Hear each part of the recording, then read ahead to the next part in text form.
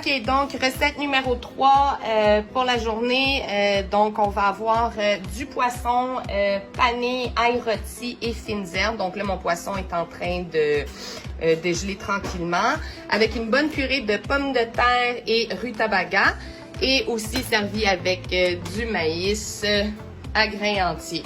Puis j'ai aussi une petite version ici, là, facile là, pour apporter à l'école pour les enfants. Ça rentre bien dans les super thermos, donc on s'arrange comme on peut. Hein? On mixe garderie, famille, adulte.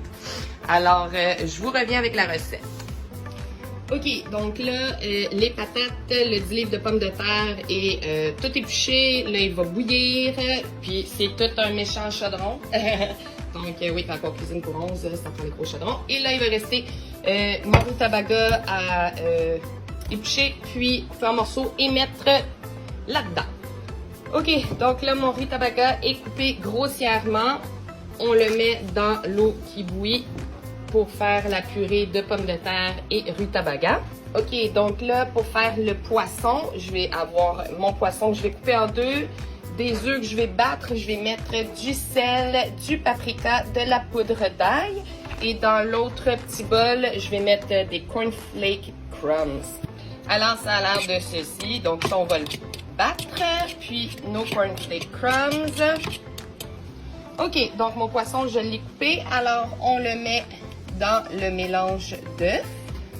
Ensuite de ça, dans le cornflake crumbs.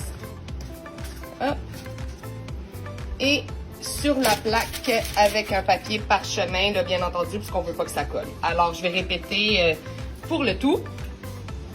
Donc, j'ai terminé avec mon poisson, version santé et la version plus pour les petits thermos boîte à lunch, parce que ceux-là, ils se défont vraiment beaucoup. Fait qu'on va mettre ça au four à 425. 20 minutes sur la plaque d'en bas, 20 minutes sur la plaque d'en haut. Je vous reviens avec ça. OK. Alors, voilà. Là, maintenant, c'est le temps de mettre les poissons au four. Donc, je l'ai mis à 450. Alors, on met ça au four. 20 minutes en haut, 20 minutes en bas. Donc, après 20 minutes, on va switcher. Alors, c'est au four. OK, donc le poisson est prêt. Donc, on a le seul qu'on a pané et l'autre. Maintenant, on va faire les patates. Donc, j'ai essoré mes pommes de terre. Donc, dans les pommes de terre, je vais mettre du lait, de la margarine, du sel, de la poudre d'ail, du paprika et un bouillon concentré de poulet. Le truc pour pas que vos pommes de terre collent ou deviennent comme de la colle, dans le fond, c'est de les piler avant de mettre tous les ingrédients mouillés là, pour la mixture. Donc là, je les ai pilés. Tous les ingrédients sont dedans. On va piler.